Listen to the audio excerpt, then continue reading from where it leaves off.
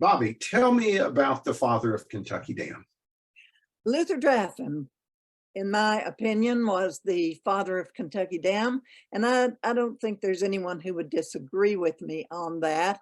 Um, Luther Draffen was born into the hard times of the 1890s, or 1890 exactly. Luther Draffen was born, and his parents had a fairly nice home on the river, but Luther began working as a very young child, and he did such things as pick up coal along the railroad and sell it for 10 cents a bag or something like that. And in his very early teens, he went to Paducah, probably around 13 or 14 years old. He went to Paducah and got a job with a company that made saddlery company. Now, until I talked to Luther and saw the word saddlery, I never exactly knew what that was. But of course, in the 1890s, horses were very important transportation. Horse-drawn vehicles were the major mode of transportation at that time. Motor-driven vehicles were not prevalent at that particular time. So people had to keep their saddlery, the equipment with which they hitched their horses or rode their horses, in good shape. So Luther, as a young teenager, went to Paducah, got a job at a saddlery company. He was paid $3 a week, and he paid $2.50 of that for room and board. Now think about it, a 13 or 14-year-old kid going off to board at a place 14 or 15 miles away. Actually, well, about 18 miles away. Paducah's about 18 miles away from downtown Paducah's about 18 miles away from where Luther lived. And of course, Luther's mode of transportation to Paducah would have been the train or a boat. Boats, packet boats were passenger, carried passengers to and from Paducah all the time during that period of time. But Luther never mentioned how he went to Paducah or what mode of transportation he had to Paducah, but he just said he went. And he worked, I'm guessing about, he didn't tell me how long, he just said a while. I'm guessing he worked in the neighborhood of a year to 18 months. And this was 1906 that he came back. And 1906, Luther would have been in the neighborhood, maybe not quite 16 years old. And he opened a saddle repair company in the back of a store, a J.B. Barnes store in Calvert City. And I have tried to locate from other historians where that store might have been. And my best guess is that it would have been about midway of the block between the Railroad Avenue and First Avenue in Calvert City, and probably on, if you are headed north, probably on the right-hand side of the road. Started to say highway, but it would have been a dirt gravel road at that particular time, which is now Kentucky 95 and Main Street in Calvert City, Kentucky. He worked in that saddle repair company that he started for about a year. And in 1907, his brother, Mert, his older brother, Mert, quit his job in St. Louis and came home. And the two of them opened what they call Farmer's Supply Company. And that they had a little store there that was not just a little frame building store, and that was proved to be pretty successful. They had borrowed $300 from their father, John Draffen, to build that store, that little building, and they were pretty successful. And in 1916, they built their first brick store, and that was on Main Street. It would have been just not quite a block, about a half a block from Railroad Avenue. And Railroad Avenue runs right along the railroad, just south of the Railroad Avenue. And that became the heart of Calvert City. Luther and Mert ran that store and started that store, and they called it Draffen Brothers Department Store at that point. And from 1907 until 1954, they were in partnership in Draffen's department store. And Now, now, Bobbie, that would have been like today we might think of it as like a Walmart, because they would have had everything. exactly, Right? exactly. It was what I call it the big box store of its era, because you could buy everything. You could buy horse saddlery, saddles, collars for horses, hitching equipment to hitch horses, to plows. You can buy plows. You could buy crop seed. You could buy animal feed. You could buy then you could buy groceries, and there was a grocery department. You could buy anything that you didn't grow on the farm. Now, remember, this era was mostly farming community, and most people grew most of their produce, potatoes, corn, and garden produce.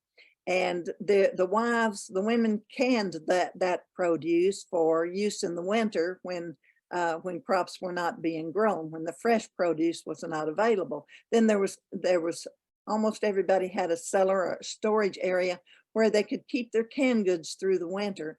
And remember, these were very hard times. This area was steeped in abject poverty at that time. There were some people who were hungry during this period of time. People who lived on a farm were not hungry because they grew what they ate. They grew their animals, grew and butchered their own animals, usually pork and chickens.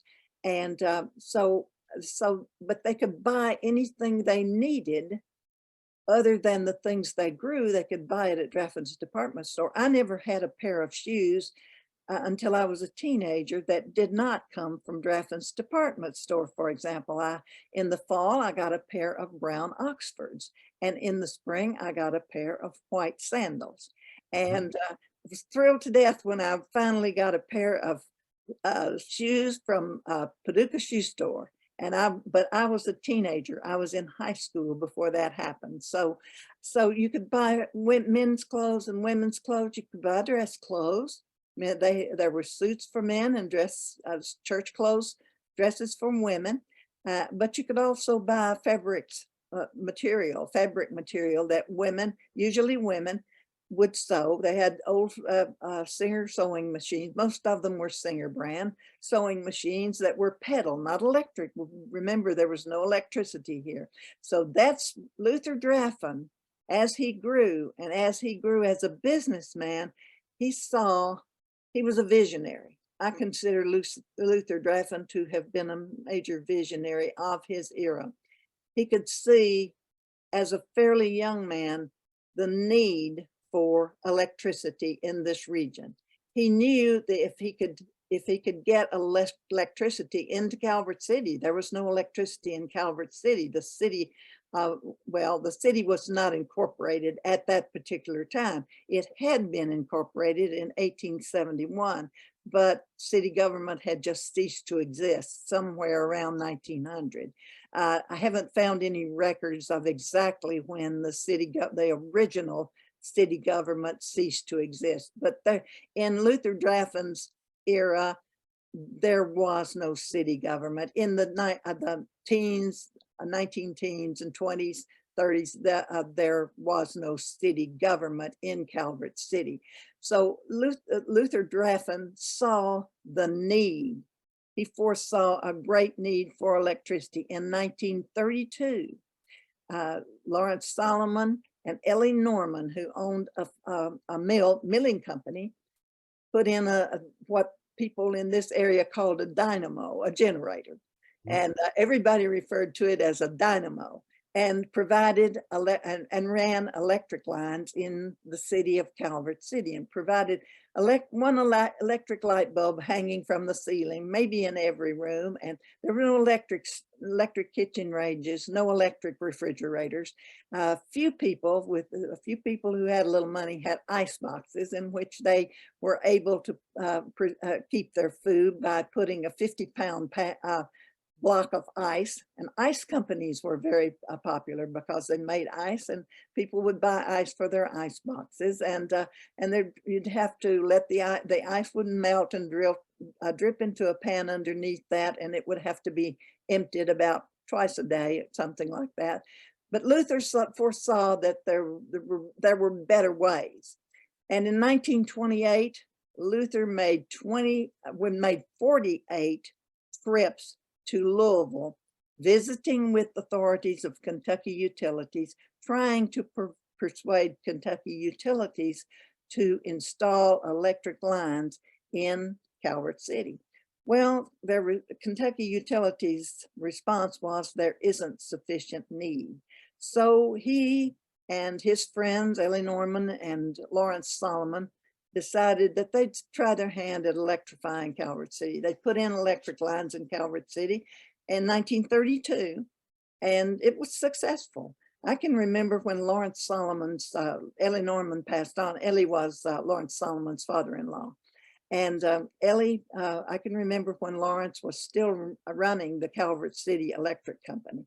So let me interrupt, but so literally then, Mr. Draffen and these folks took it upon themselves to use the dynamo to electrify the small community. The small community, yes. And Ellie Norman and Lawrence Solomon were so successful in that business that they ran lines to Gilbertsville, and they were running lines to Palma, and to they were as things happen. But in the meantime, in 1933, a few months before TVA, the TVA Act was passed by Congress. Now, a part of while all of this other, Luther Draffen was involved in all of this other, there were other things going on, because there were the river, the Tennessee River, Calvert City really grew out of from there being a ferry on the river called Haddock's Ferry, and this is where pioneers came in.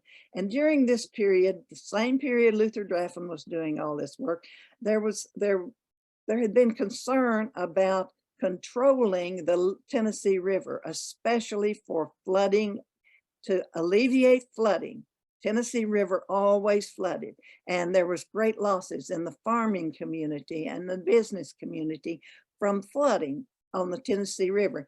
The Tennessee River, flooding on the Tennessee River even impacted battles during the Civil War. So as early as 1864, there were ideas and thoughts of how do we control, by governmental authorities, so how do we control this wild Tennessee River for flooding and navigation. There were parts of the Tennessee River that were not navigable. So during this period of time, and Luther Draffen was involved in this also.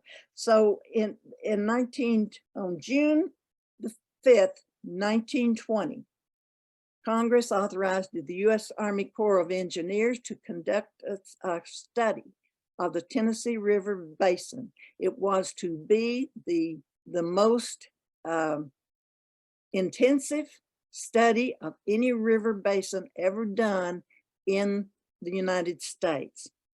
Well, the Corps reported that it was supposed to be a 10-year study. The Corps reported 2 years early in 1928, and it reported recommending a flood control, navigation, and power dam.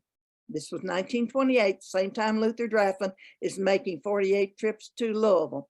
1928, the Corps reported to Congress and recommended a flood control, navigation, and power dam at Aurora Landing in Marshall County. And immediately, Aurora Dam Club sprang up in Marshall County, in Callaway County, in Graves County, McCracken County, Aurora Dam clubs all over the place.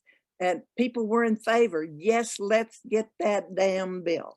And a company known as Southern Utilities was created on August 11, 1928. Southern Utilities and Industries was applied for a permit to study the dam site at Aurora Landing. And then eventually the Aurora, this was on March the 24th, 1930, the Aurora Dam project was submitted to Congress.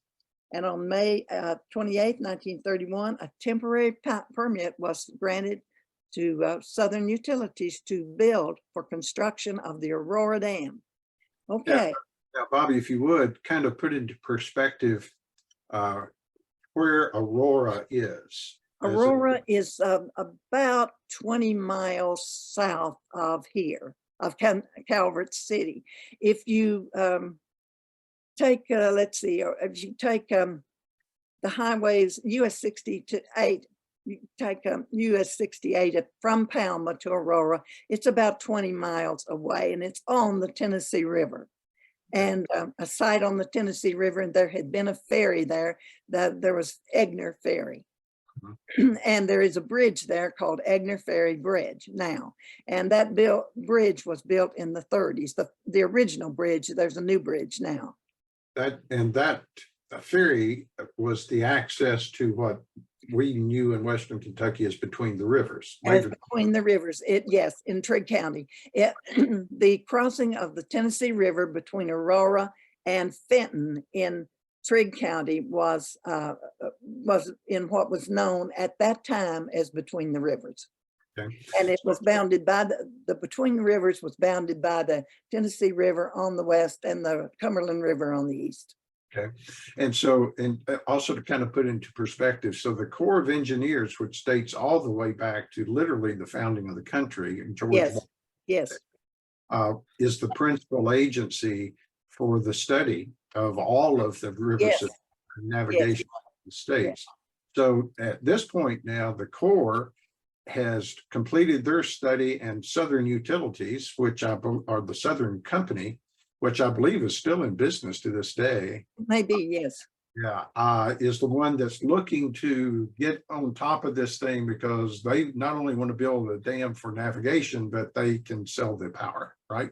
Southern had the, excuse me, Southern had a temporary permit to build it. Yes, the word construction was used in its permit. But then this happened. On May the 18th, 1933, Congress created Tennessee Valley Authority. And by this time, the Aurora Dam Clubs had morphed into what was known as the Lower Tennessee Valley Association. Warren Swan of Murray was the president. Luther Draffen, who's still lobbying to get more electricity. He wanted not just Calvert City electrified, he wanted the farm communities and environs electrified, because it was not only going to benefit his business, it was going to benefit everybody. It was his way of pulling or pushing the region out of poverty. L.J. Horton often talked about people were hurt. There was poverty everywhere, he said. People were hurting. L.J. told me that. And Luther Draffen was doing everything he could to promote what we would call today economic development that would pull those farm communities out of poverty. And so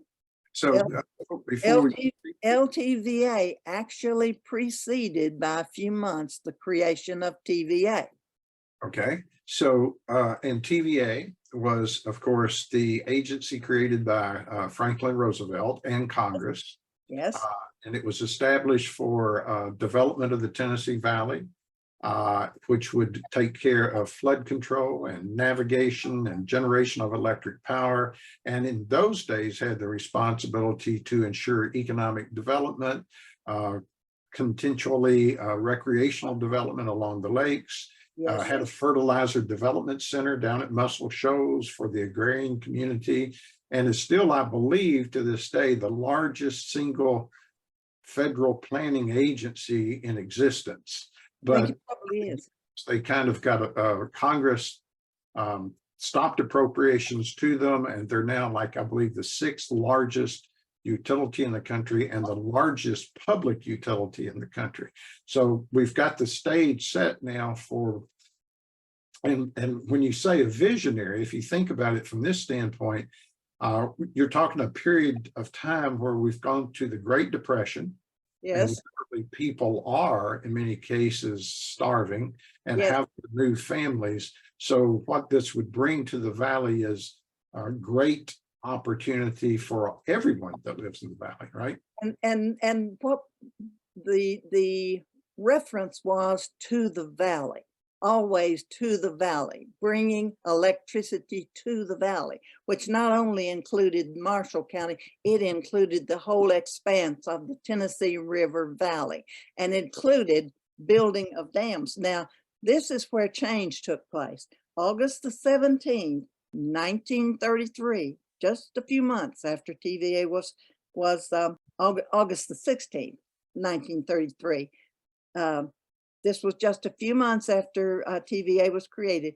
TVA opposed Southern's permit, okay? On August the 17th, 1933, Southern's permit expired. And so that people understand, one of the principal challenges in those days, as you've pointed out, Miss Bobbie, was the annual flooding that took place. And people today have a hard time perhaps putting it into concept, but the Tennessee River, literally everything that was coming down from Tennessee all the way through the mountains ends up down on the Tennessee River and Ohio River. So you had all of this during the seasonal rainfalls that literally were flooding out, which I'm sure you'll get to here shortly, the Great Flood of 1937. Yes, and that is part of the Luther Draffen story as well. Okay.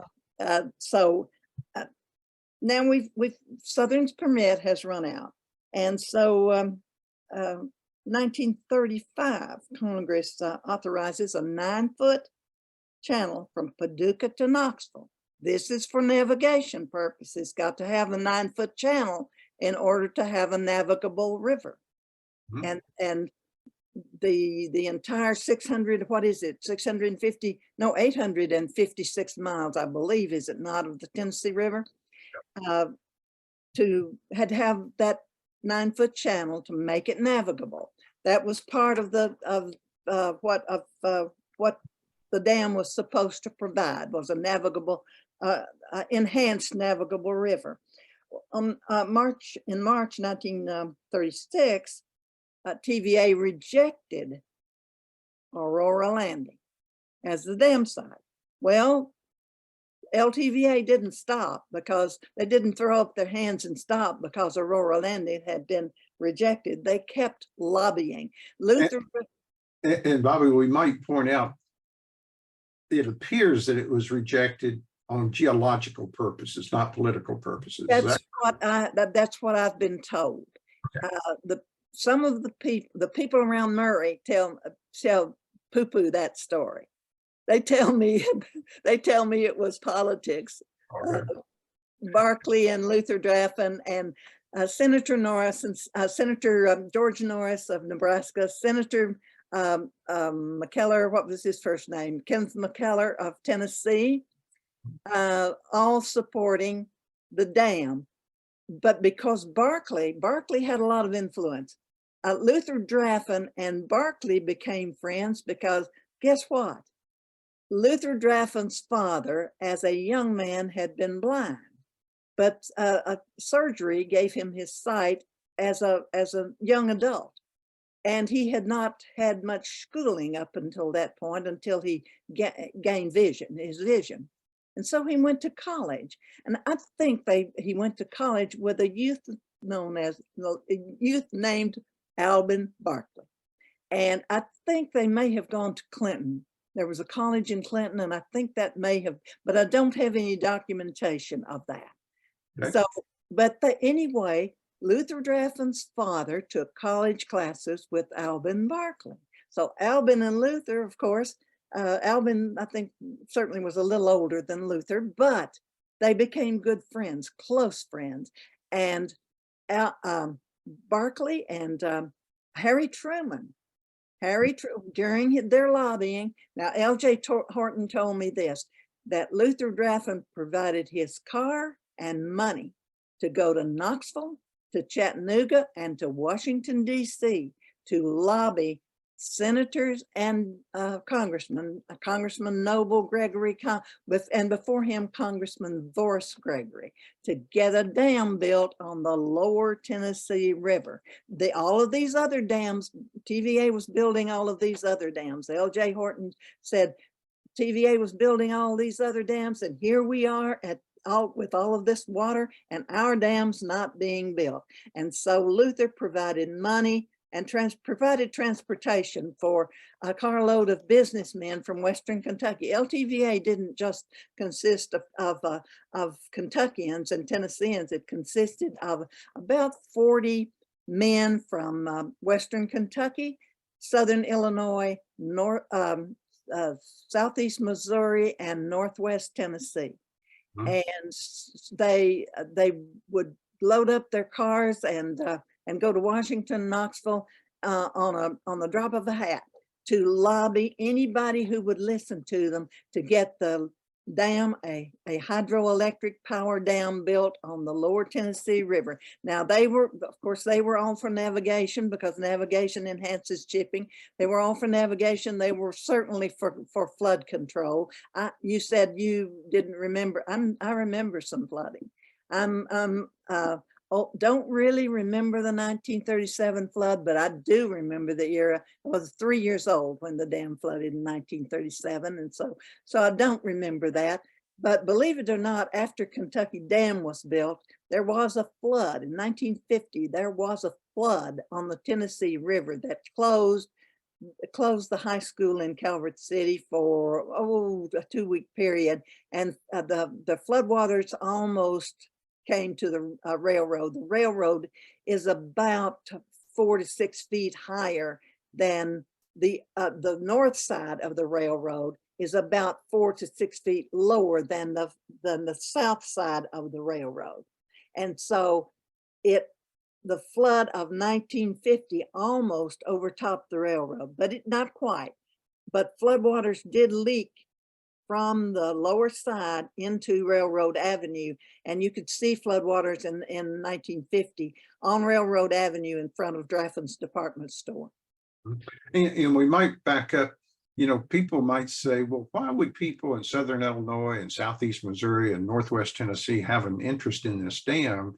Well, if you look geographically at the confluence of all the rivers, and the importance to the agrarian community, to the farmers, as well as to all the other communities and industries along the way, by getting that dam and being able to navigate from Kentucky Dam all the way back up to Knoxville on the river, and then eventually all the way on the Cumberland River as well, because of the Corps' work, you ended up creating literally, I guess, one of the most dynamic economic development opportunities that had ever been seen at that time. Exactly. Well, you have to remember, we didn't have the labor force that could build that dam. We had 5,000 men working on that dam at the height of construction. Can you believe that? That's the greatest workforce in one spot that probably has ever occurred in this region of Western Kentucky.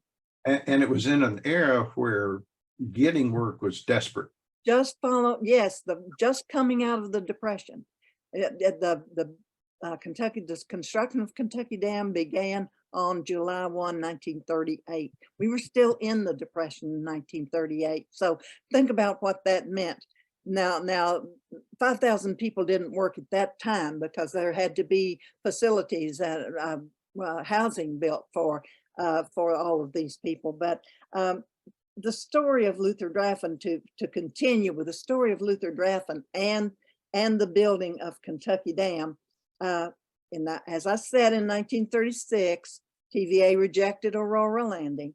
Well, 1937, Congress appropriated money for more study and a massive flood, the biggest flood probably of recent memory and at that particular time to ever hit the Tennessee River Valley occurred. The information I have is in January. It rained for 19 days straight, and the community was, the entire valley was flooded. People were, Luther Draffen at that point, he had lumber and he had tar that he had accumulated. Now, Luther Draffen, again, here was a visionary. He sees an opportunity, a lumber company going out of business, so he buys all of this lumber. And he sees an opportunity to, somebody had some tar, T-A-R, for sale. He buys barrels of tar. And so he turns his garage into a boatyard. Volunteers went into Luther Draffen's garage and yard area and built boats, and they rescued hundreds of, actually thousands of people and livestock. Luther said nobody died in this region from the 1937 flood. They brought all of these people out of the valley, from Gilbertsville, from Birmingham, from all of those regions, brought them out, and they, of course, friends around Calvert City and other people on higher ground helped those people to house them during that period of time until they could get back and repair or rebuild their homes that were flooded so badly. Thousands of dollars, and you think about thousands of dollars, thousands and millions of dollars at that period of time being lost in farmland, crops, and homes in the lower Tennessee River Valley. And this was hard times to begin with. Pretty remarkable. Indeed, a visionary here. So how do we get to the location of Kentucky Dam? Okay. 1938, Congress appropriated $2.6 million to start, this was to start construction. They had appropriated money for more study in 1937. That was following the flood that hit in January. So on July the 1st, and L.J. Horton said this, when Congress in 1938, now they had been especially stepping up their lobbying, they being the LTVA, Lower Tennessee Valley Association, stepped up their lobbying as the floodwaters abated, as the floodwaters abated. LTVA stepped up its lobbying to get Congress to not just appropriate money for study. They wanted their dam built. According to L.J. Horton, we wanted them to build the dam. So on July the 1st, 1938, Congress used the word construction to say they would start building Kentucky Dam. And so that is listed as the date of the beginning of construction. Now, a little bit of clearing had been done along the Gilbertsville area at that particular time, because I can remember my parents talking about it. Can remember when actually hearing that there was work going on around Gilbertsville. Now, I was a very, very young child, 4 years old in 1938, so I barely remember those things, but I do remember my family. My dad was a teacher and a farmer. And as I said, we never went hungry, but we didn't have very much. My mother made all of our clothes and that sort of thing, canned all of the food as other farm women did. Okay, July 1, 1938, construction of the dam at Gilbertsville. Gilbertsville was chosen as the site, and the site had been chosen a few months before that, actually before that. So on August, and then of course the dam, when work on the dam began, TVA floated homes, didn't have room for all those, didn't have housing for all of those construction people who were going to be needed to build that dam. So TVA builds the village. They buy out all the homes in Old Gilbertsville, first of all, and because that area was going to be needed by TVA. That's where the campground at Kentucky Dam State Park, that's the town site of Old Gilbertsville.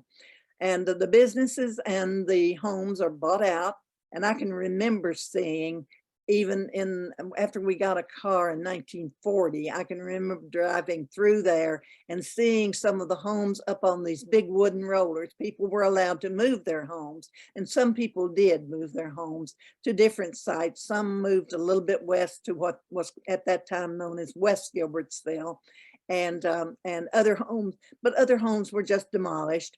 And that then TVA built a self-contained, really a town, and known as the village.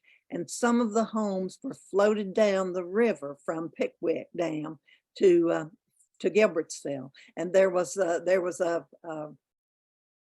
had a hospital, they had a grocery store, they had recreation facilities, as I said, a hospital, dormitories, and home, and a school. There was a school for TVA children at the village.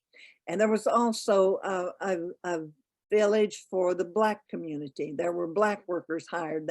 There was some concern about that. But TVA had a strict segregation policy. So the community for the Black workers was a little bit to the north, but completely separated from the white Caucasian members of the community workers who worked on the dam. So TVA brought in people from states all around to work on the dam, and eventually they had as many as 5,000 men working, and there were a few women, because I remember when my daddy left teaching and worked on the dam for a while. He worked on the clearing first of all.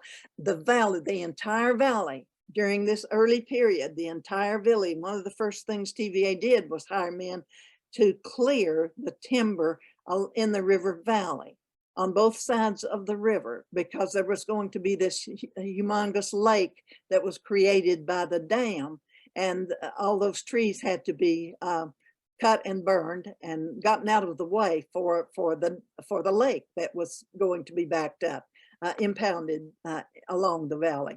So my dad worked on the clearing for 3 or 4 years, and then he worked, after the clearing was finished, he worked on the dam for a while.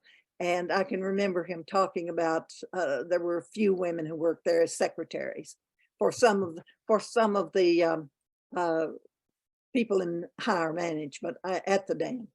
So construction on Kentucky Dam during the period of 1938 to 1944 was the big thing that really began the economic development for this region, for the entire Tennessee River Valley. Marshall County, in the period before dam construction began, Marshall County was losing people.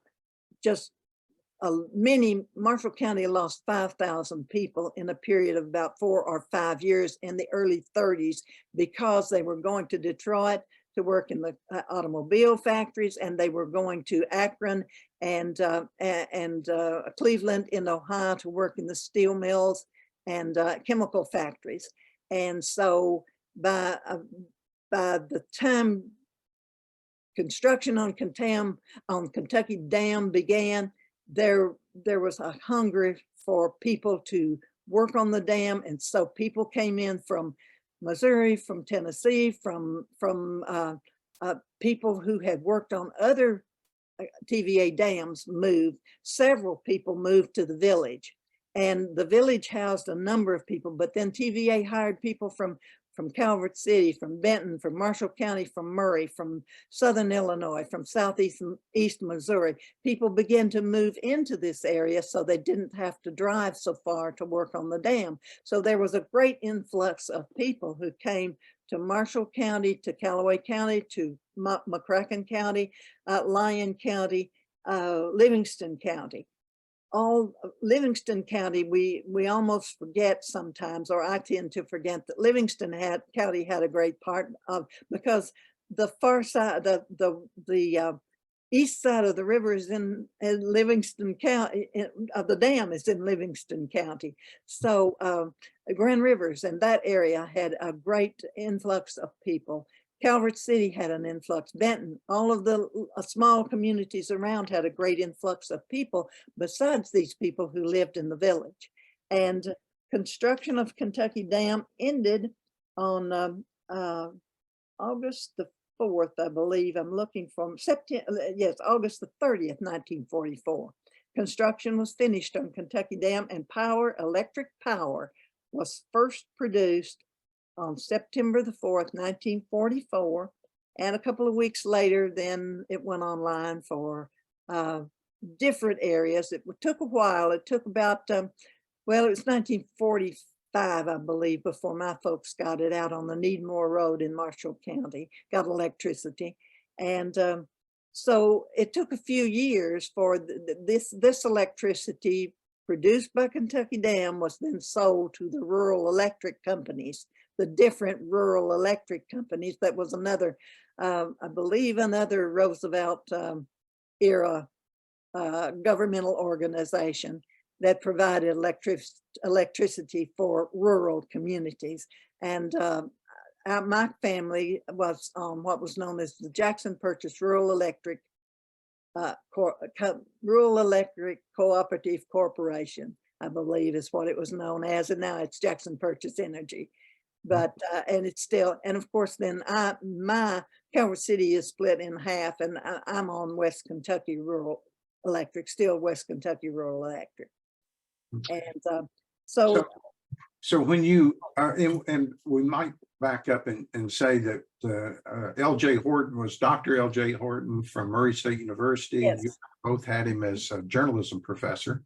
And he was secretary of LTVA. He made all those trips with Luther Draffen and a gentleman named Heck Lackey, who was a radio man from Paducah, started the radio station in Henderson eventually. And his son Henry Lackey, who was a state senator for a while, ran that radio station for a while.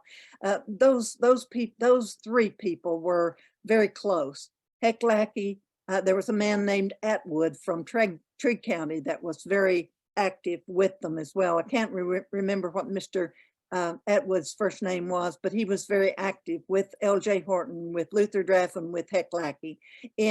But they were not the only ones. There were, as I said, 40 who were very cooperative and lobbying in this effort to get the dam built. Now, once the dam construction was underway, and there was an immediate boom in economic development, Luther Draffen didn't stop his efforts.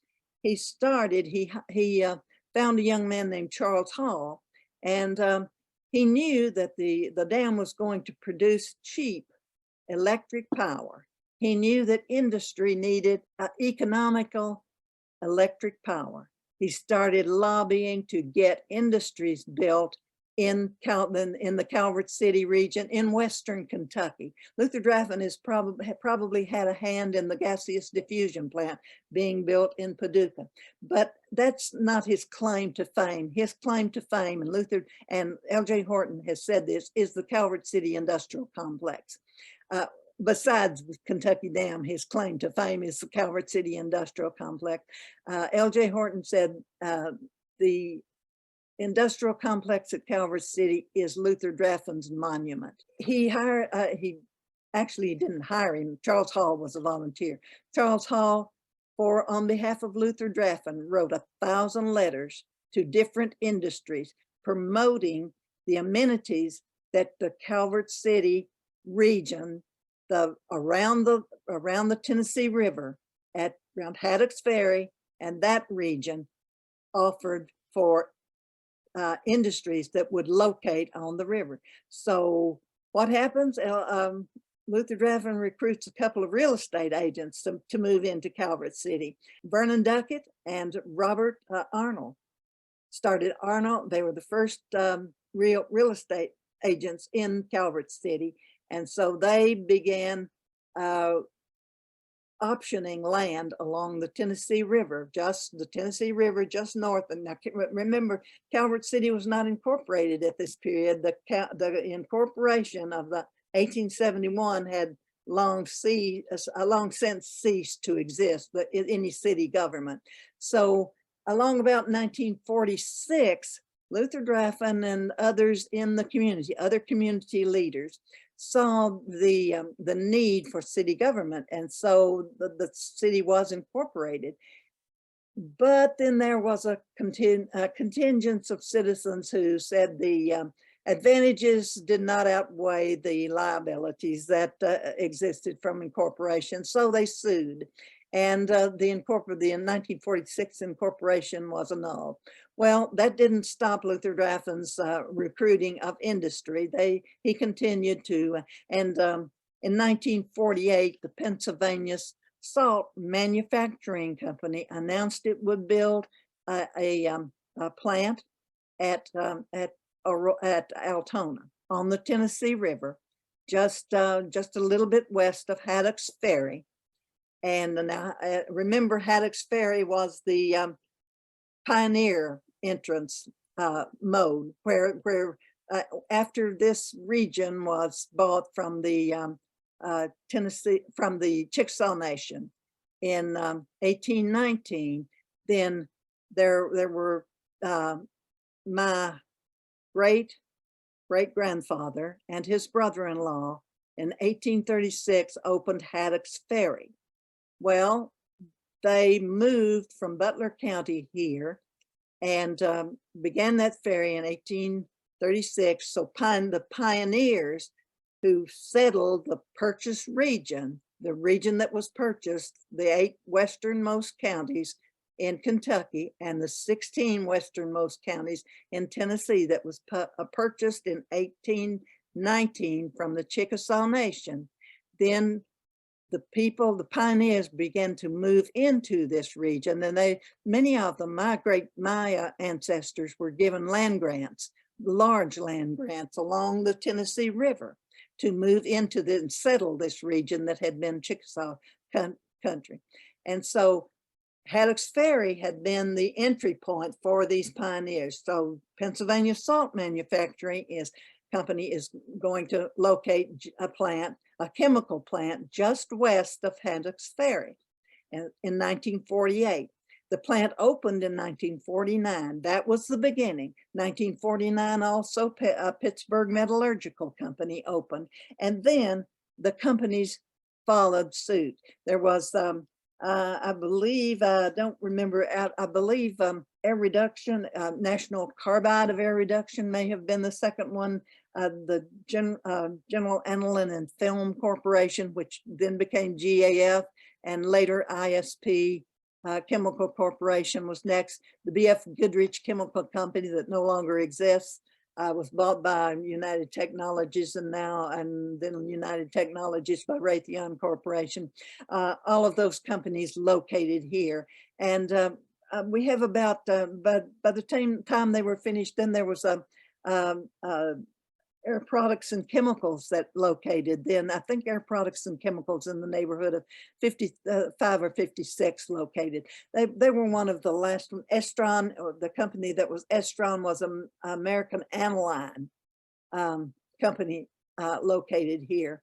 The mayor of Calvert City is now the manager of that company, which is now Estron. And it's one of the smaller chemical companies, but I believe it was 7 chemical companies that we had, plus the Pittsburgh Metallurgical, which was a metal alloys company that located here. And it is still active as Calvert City Metals and Alloys, but it's nothing like, it doesn't hire nearly as many people as it did in the beginning. Calvert City Industrial Complex is the breadbasket of Marshall County. Of course, there are other industries that are important, but the chemical complex here at Calvert City is the major industries in Calvert City. So Luther Draffen, then, his vision began to form itself around Calvert City, and yet there is a Draffenville. Yes, but it's a different Draffen family. A different Draffen family, okay. Now, whether there is a relation, I'm guessing there is a common ancestor somewhere along the line, but none of the Draffens from Draffenville claim kinship with Luther Draffen's family. Okay, so you personally interviewed Luther Draffen a number of times, A number of times, yes, Dr. L.J. Horton. a number of times. What are some of the things that you remember about Luther Draffen as a person? Luther Draffen, he was one of the nicest men I ever knew. He was quiet. You know, you wouldn't think of him as being a lobbyist. If you went in his store to buy something, he was kind and gentle and spoke very softly. And, but Horton let it be known that Luther Draffen could be hard-nosed in his business dealings and not rude. He would maintain courtesy with everybody, but he was hard-nosed in business dealings, and he was tenacious. He never gave up. He never gave up. He sounds like a very principled man. Wouldn't take no for an answer. Very principled man. I always called him Mr. Luther. I always considered Luther one of the nicest people I'd ever known. I was as a child, I was sort of afraid of adults that I didn't really know, adults in authority, but I was never afraid of Luther Draffen.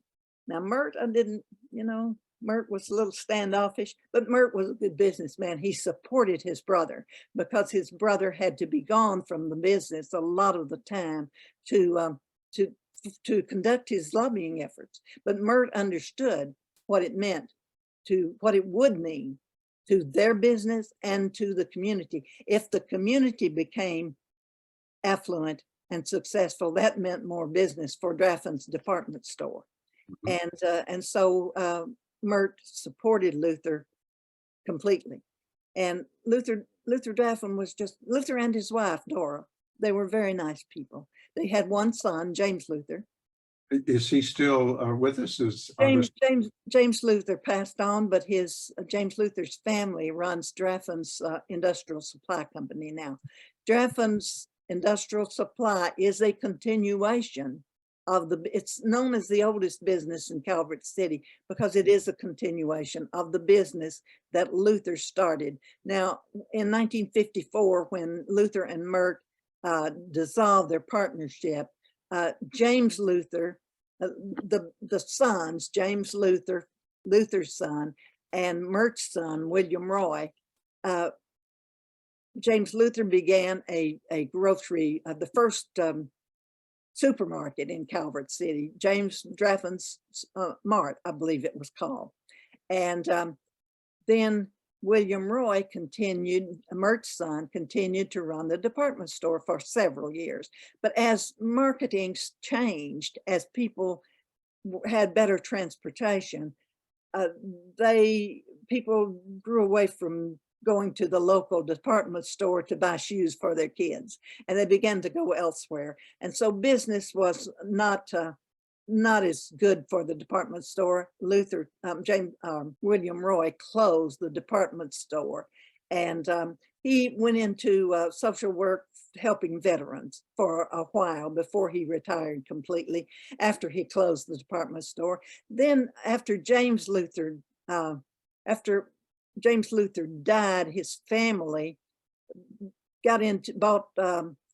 started an industrial supply company. There had been an industrial supply company started here by another family, but that family, the gentleman who started it died, and his family did not continue operating that business. James Luther's family picked it up or started a different company. They did not buy that company.